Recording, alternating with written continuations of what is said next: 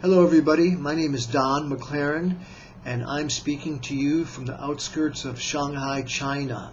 I have lived here in China for 3.5 years. I also lived in Japan for over 11 years. I have spent more than 15 years of my life outside the United States, in Latin America, East Asia, and I've traveled to Europe.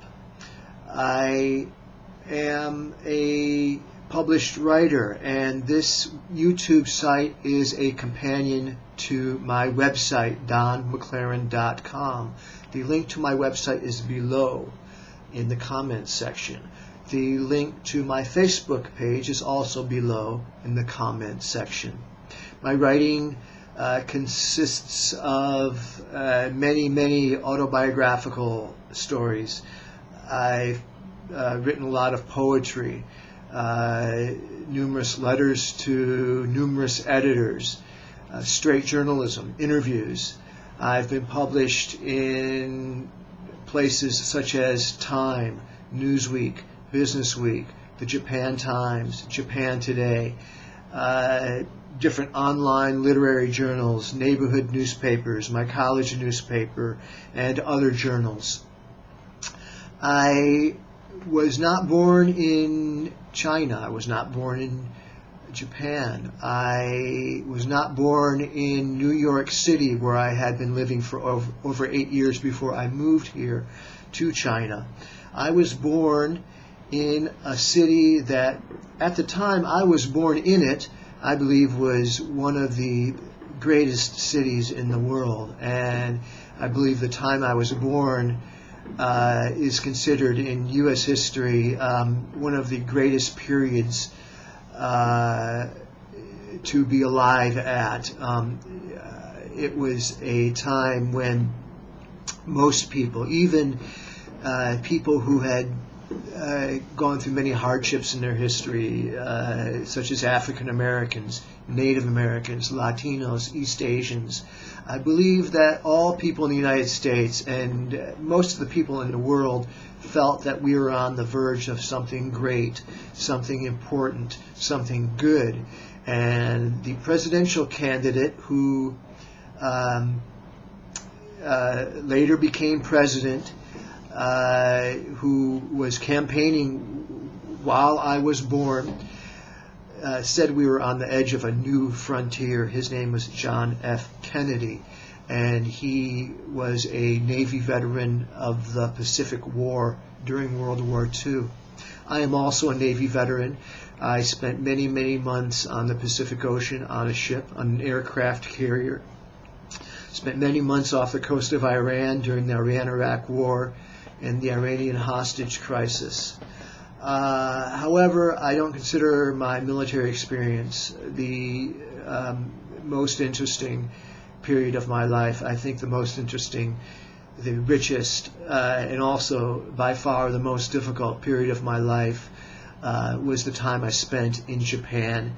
And I will not go into the reasons for that right now, but if you do look at my website and read some of my stories, you will come to some kind of understanding as to why those years in Japan were the richest, but also the most difficult for me.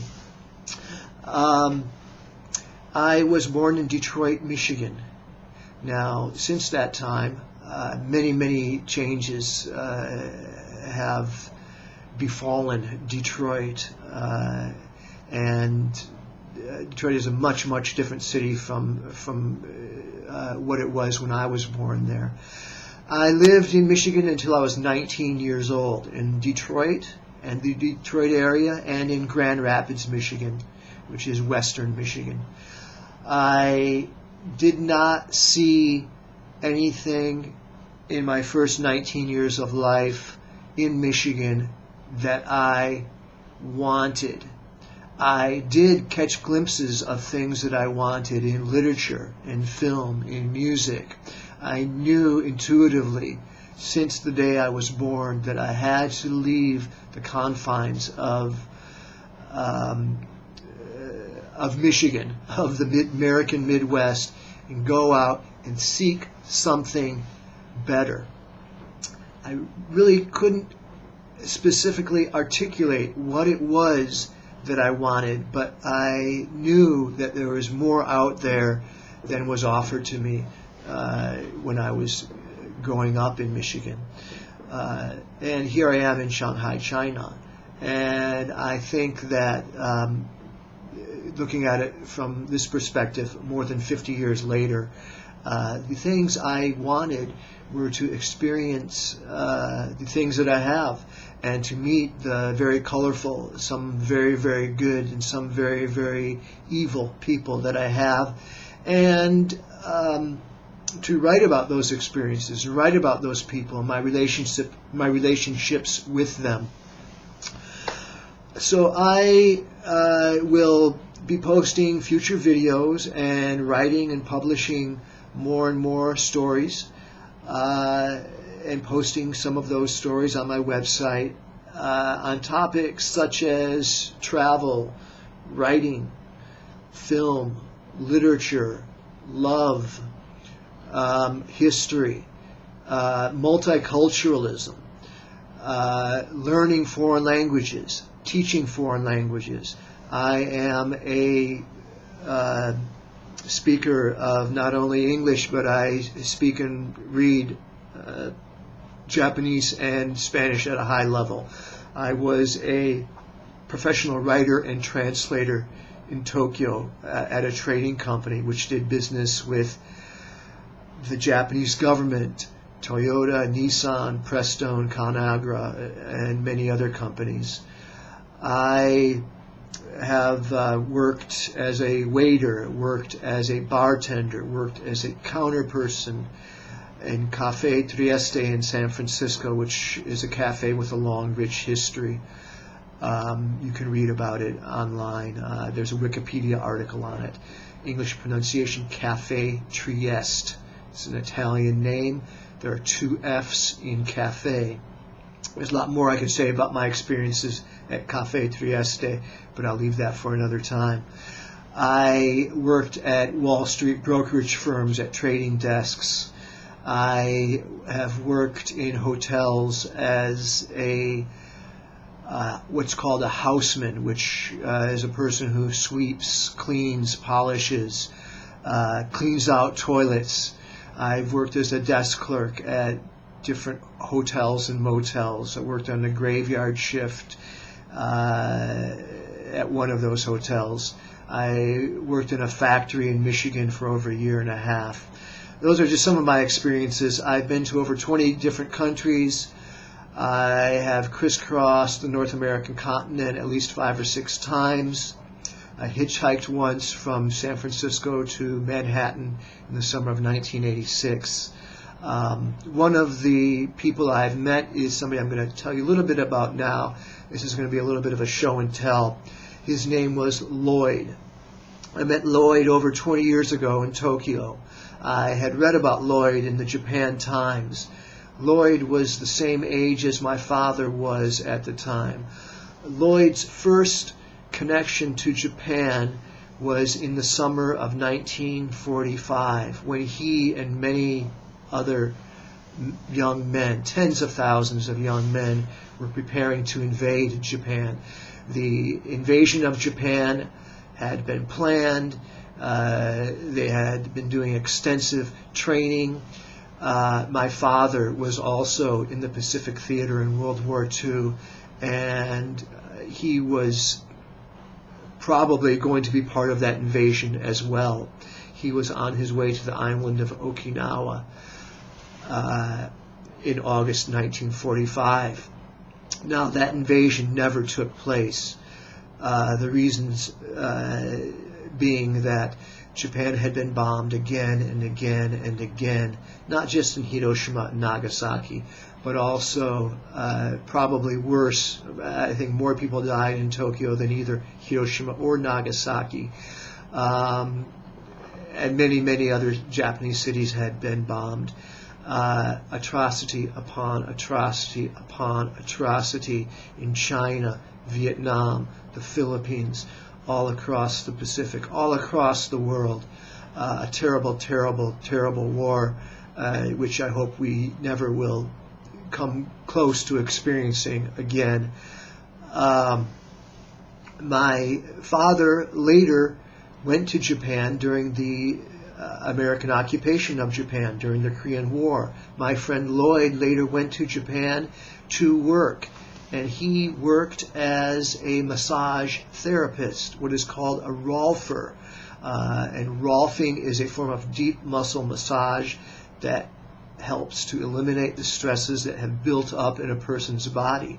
I read about Lloyd and his job as a rolfer in the Japan Times. And by the way, I believe that the word rolfing in British English is slang for vomiting, but I assure you there's no connection between the rolfing I experienced and vomiting. A very different form of physical purging. So Lloyd and I became good friends. And one day in his apartment, as I was about to leave, I saw something on a table. And I'm going to show you what it is. I saw this. And the photographic image may not do justice to it. It's actually a very beautiful crystal. And I told Lloyd that I thought it was very beautiful, and I said something like, gee, a lot of people believe that crystals have a certain power. And he said, yeah, some people do believe that. I'm not sure if it's true.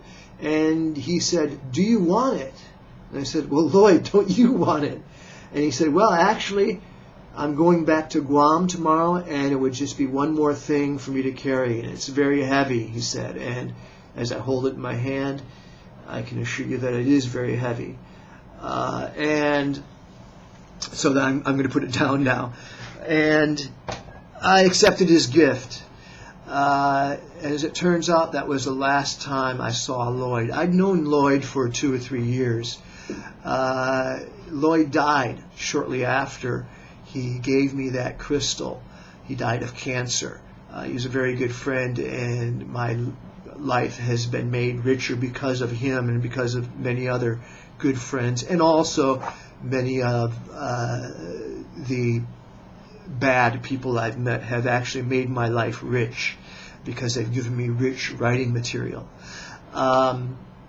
So I have kept that crystal for more than 20 years, and it has traveled with me wherever I've gone in the world, heavy as it is. It has made 3 trips across the Pacific Ocean. It will make at least 1 more when I go back to New York City later this year. So that's enough of that anecdote. I will be doing maybe a little more show and tell in future videos. In closing, I want to say to you, Xin Nian Hao, which in very bad Chinese pronunciation means Happy New Year, because it is the Year of the Horse. It is, I believe, the 3rd day of the Year of the Horse in the East Asian zodiac calendar. The Year of the Horse is supposed to be a very good year. Akimashite omedetou gozaimasu. That's Japanese for Happy New Year, and in Spanish, que ustedes tengan un buen año nuevo. Happy New Year to all of you Spanish speakers. I hope the Year of the Horse brings you whatever it is you desire. Thank you very much for visiting. Please have a look at my website, donmclaren.com. Link below in the comment section. My Facebook page, link below in the comment section. I hope to see you back soon. Bye-bye.